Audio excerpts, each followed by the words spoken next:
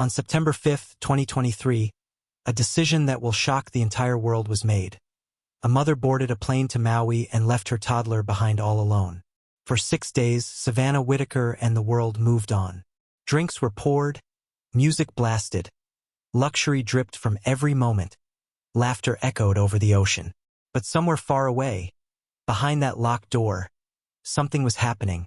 Something no one knew. Something no one could imagine. How cold does a mother have to be to do something like this? How could she wake up each day? Day 1, Day 2, Day 3, drinking, partying, shopping, and never for once feel the ache for her child. She could have taken her to a friend's place, a relative's home, anywhere but there. But she didn't. She locked the door, walked away, and never looked back. I can't imagine the pain that child went through, waiting, crying, starving. She could have made a different choice, but she didn't. And by the time someone finally knocked on that door, it was already too late. Before we dive deep into this story, please do well to like and subscribe to our channel for more interesting stories just like this one. What makes a mother abandon her child? Is it selfishness, desperation, or something much darker?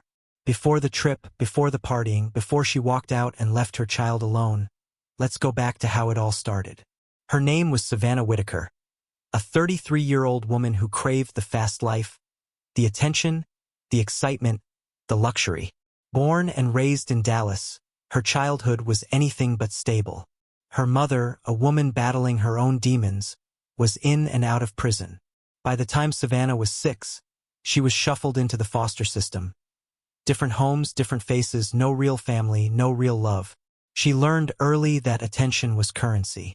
If no one was going to love her for who she was, then she would make sure they noticed her for what she had. In high school, she was the girl who always knew the latest trends. The one who could charm her way into VIP sections even when she had nothing in her pockets. She wanted out of Dallas, out of the struggle. College was a fleeting idea.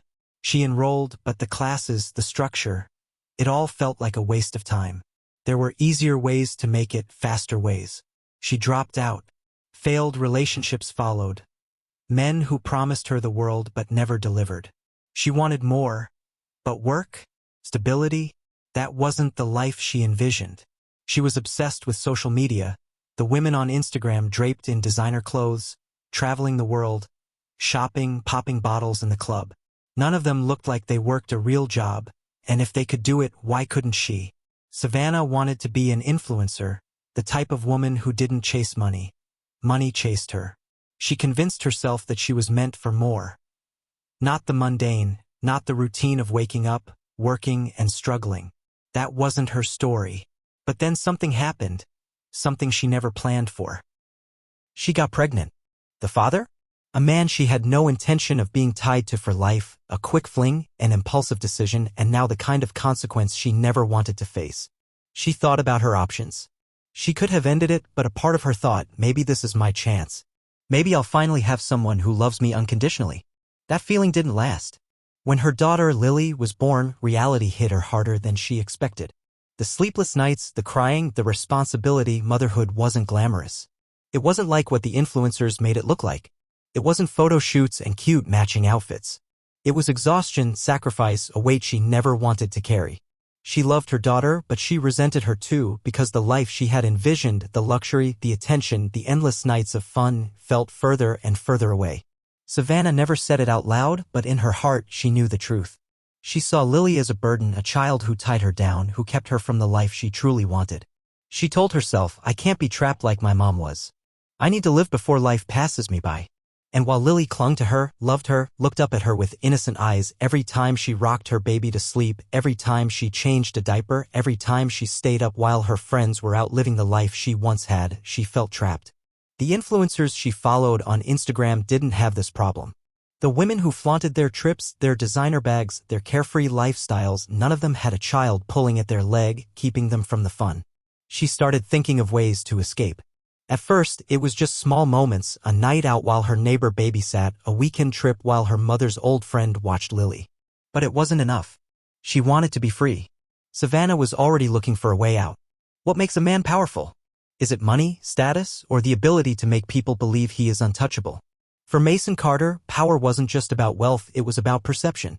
At just 22 years old, he had already built a reputation, a king in a world of illusion. Everywhere he went, people whispered his name. The women wanted him, the men envied him, and on Instagram, he was unstoppable. Stacks of $100 bills laid out on penthouse balconies, a different luxury car every week, Lamborghinis, Rolls-Royces, Bentleys.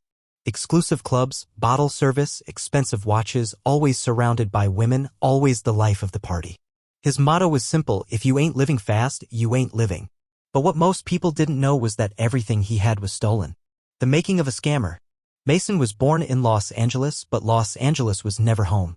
His mother, a hardworking woman, tried to keep him on the right path, but the right path never made money fast enough. He saw his mother struggle, working double shifts just to put food on the table, bills piling up, rent overdue, electricity getting shut off. He made a promise to himself: I will never be broke again. By the time he was 13, he had already figured out the system.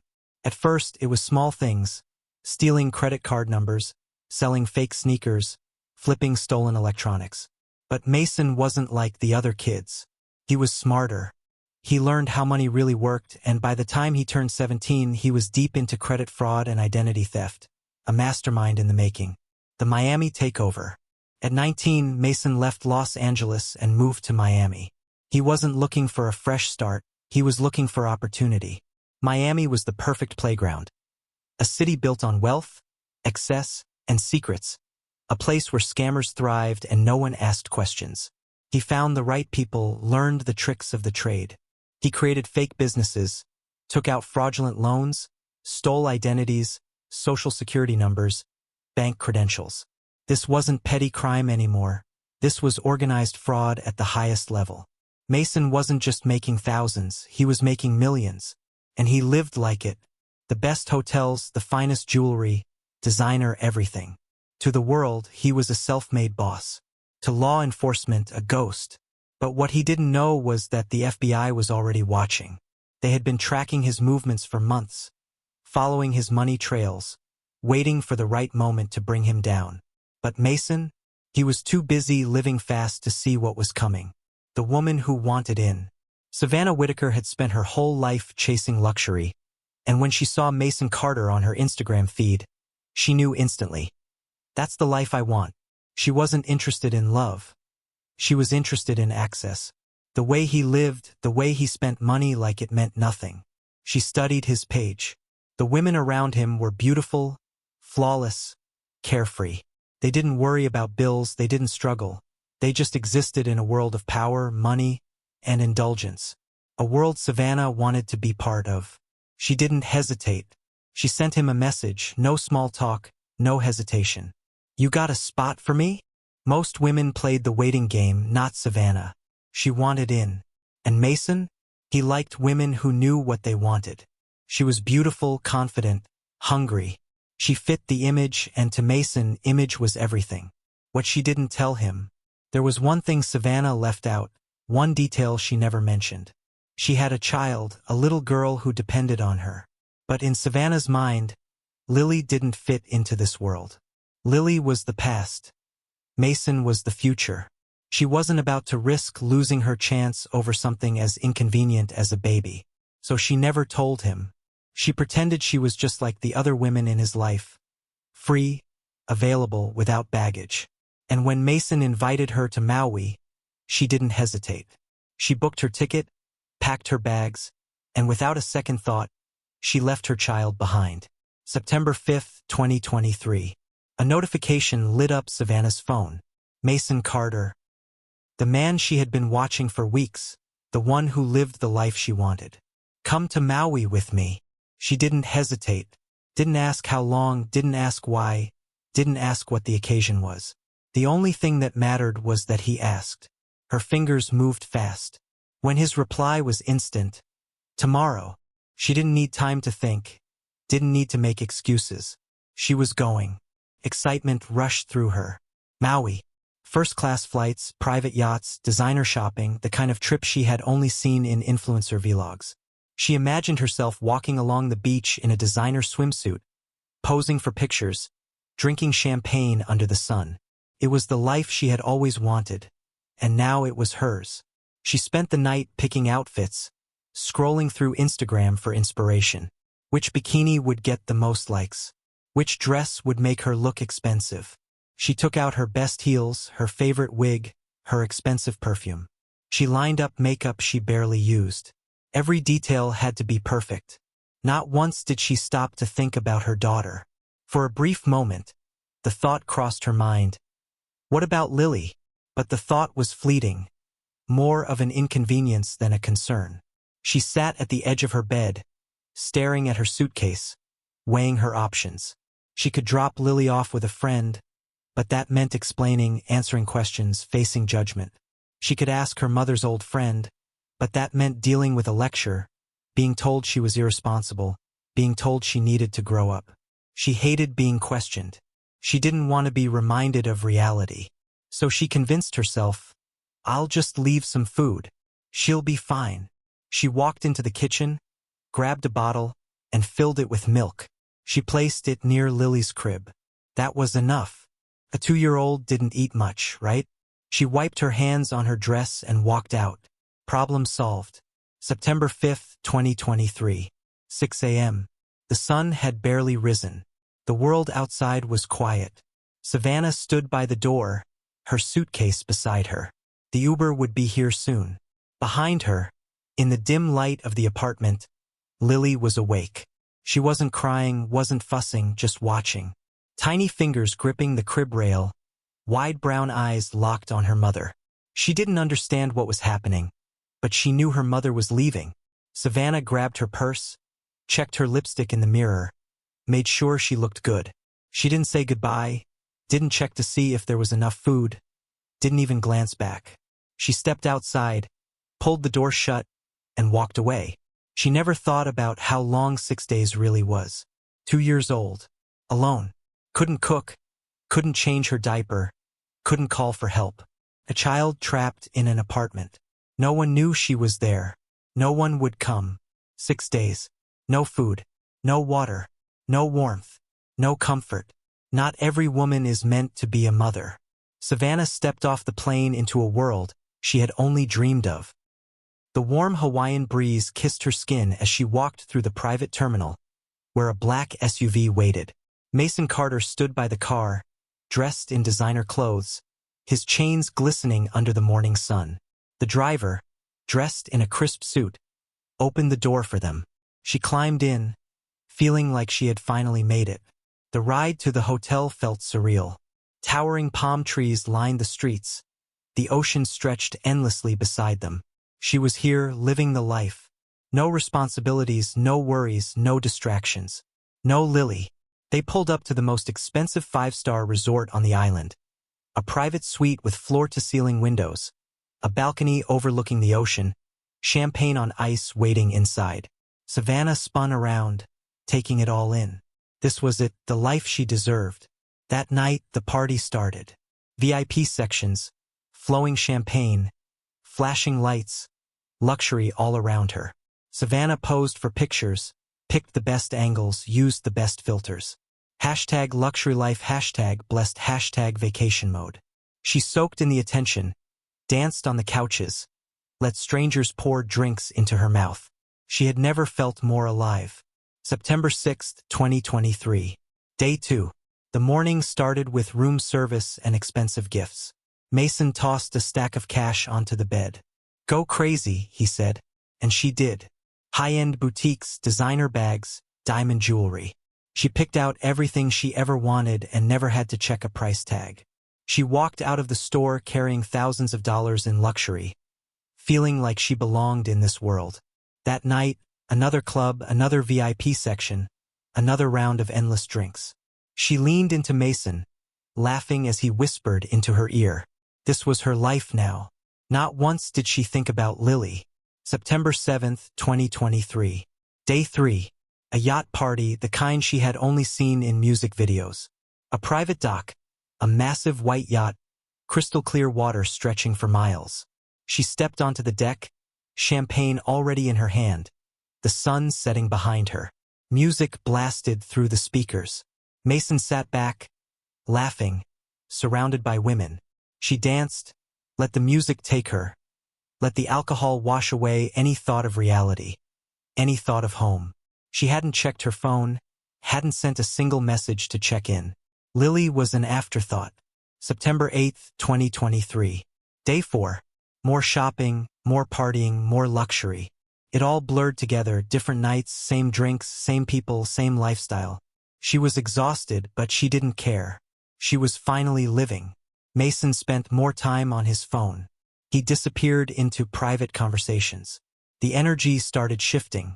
Something was off, but Savannah didn't ask, didn't care. As long as the money kept flowing, the lifestyle kept going, nothing else mattered. September 9th, 2023. Day 5. The tension grew. Mason seemed restless, distracted. He wasn't flashing as much money. He was watching the doors, taking calls in hushed tones. Savannah ignored it. It wasn't her problem. She had what she wanted.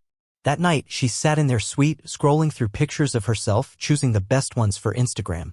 Not once did she wonder what was happening back home. While her daughter starved, she was sipping cocktails. While her daughter lay alone in the dark, she was draped in silk robes, soaking in bubble baths. Lily didn't exist in this world. September 10th, 2023. Day 6. Loud banging on the suite door. Then chaos. Doors burst open. Men in suits, guns drawn, shouting orders. FBI. Before Savannah could react, she was grabbed, thrown against the wall, hands wrenched behind her back. She was dragged into the hallway, her breath coming in sharp gasps, her heartbeat slamming in her chest. She turned her head, watched as Mason was led away, expression blank, screaming commands. Everything moved too fast. She panicked. I didn't do anything.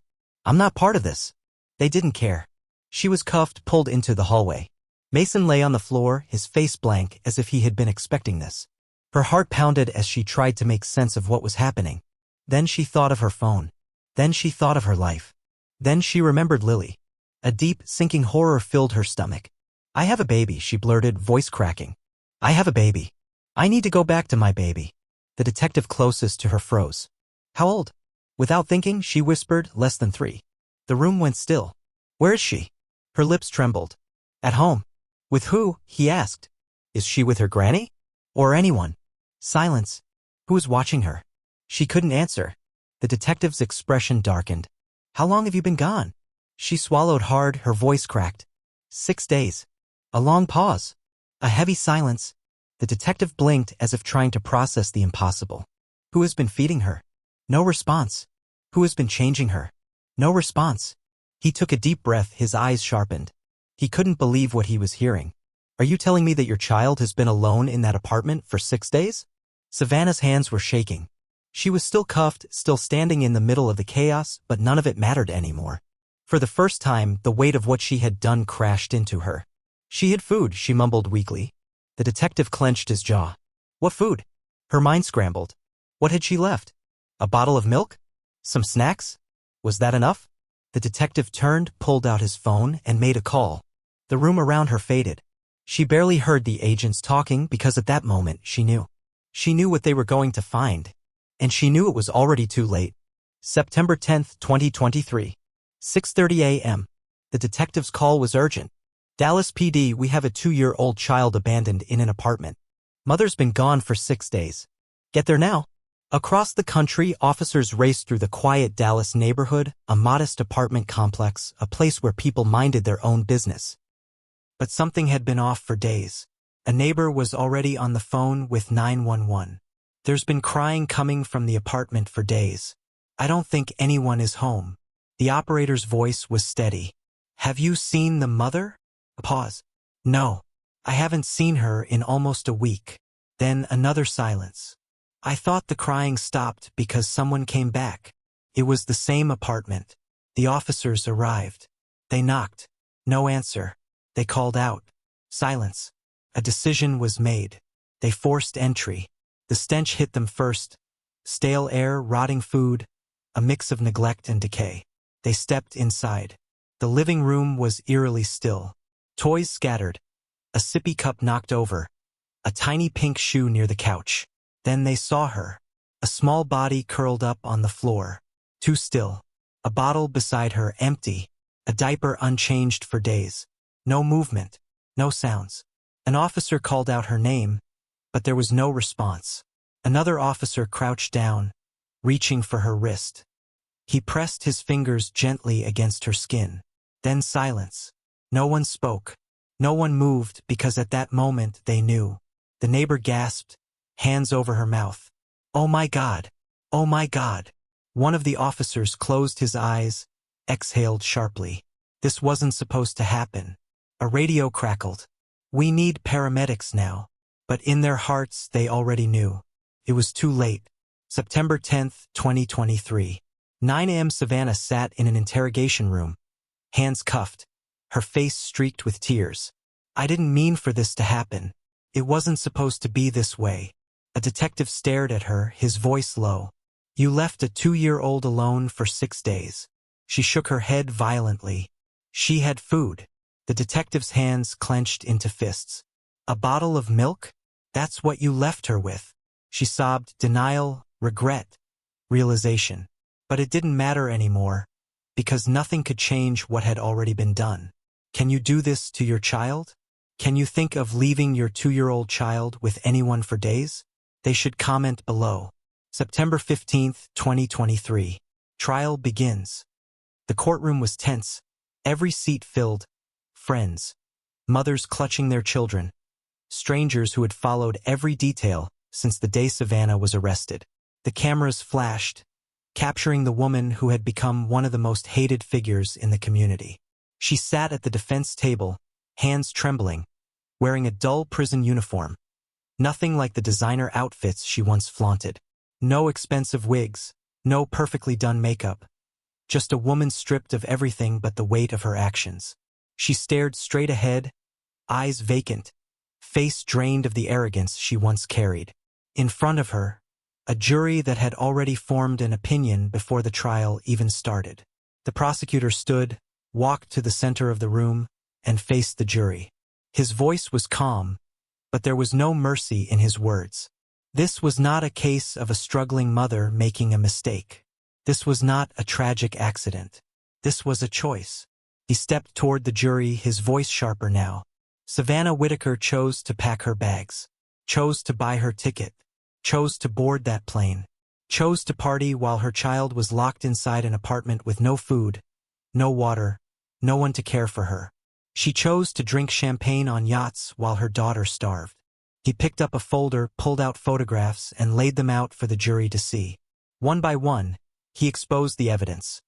Receipts from high-end boutiques, proof of extravagant dinners, club entries, Instagram pictures of Savannah in designer outfits, standing on balconies, flashing peace signs, captioning her moments with hashtags like #blessed, #vacation mode, #luxury life. The jury flinched. The contrast was unbearable. While she was in paradise, her 2-year-old lay dying in a dark apartment, a half-empty bottle beside her, a soaked diaper, a tiny body too weak to cry for help. "Ladies and gentlemen," the prosecutor continued, "this was not negligence. This was intentional. A woman who saw motherhood as a burden, a child as an obstacle, a responsibility she never wanted. And so, she did what was easiest. She walked away." He turned to Savannah now, his gaze like ice. She was clear enough to pack her bags, clear enough to book her flight, clear enough to pose for pictures. But suddenly, we are to believe that she was too mentally unwell to remember she had a child. His voice cut through the courtroom like a knife. "We don't get to cherry-pick when we're competent." She knew exactly what she was doing. Savannah sat motionless, eyes locked on the table, tears slipping down her face. Whether it was regret or the realization that there was no escaping the consequences, no one could say. Her defense attorney rose, smoothing the front of his suit. "This is a tragedy," he said, voice lower, measured. "What happened to Lily was a terrible, devastating mistake. But Savannah Whitaker is not a monster." He turned to the jury, hands clasped. "Postpartum depression is real. The mental toll of single motherhood, the overwhelming stress, the loneliness. This is a woman who was drowning, who made a desperate, irrational decision. She did not plan to harm her child. She simply made the wrong choice." He stepped closer, lowering his voice, as if appealing to their sense of compassion. Ask yourself, have you ever made a mistake? One you wish you could take back? One that, had the circumstances been slightly different, might have had consequences you never intended. He let the words settle, then turned toward the judge. Life in prison is too extreme. Savannah needs help, not a lifetime behind bars. The prosecutor was on his feet again. Help! He let out a breath, shaking his head. Where was that concern for help when she was boarding that plane? When she was swiping Mason Carter's stolen money? When she was dancing in VIP lounges? He took a deep breath, turned back to the jury. Postpartum depression doesn't make you buy designer bags. It doesn't make you laugh on a yacht while your baby is dying. It doesn't make you party for 6 days straight without checking in once. Savannah Whitaker is not a victim. The only victim in this case is the little girl she left behind. The courtroom was silent, heavy. No one looked at Savannah. The jury members shifted, faces tight, eyes lowered. The weight of what they had just heard was undeniable. Strangers dissecting every moment she partied while her baby died. No mercy. She deserves everything coming to her. Postpartum? This is neglect.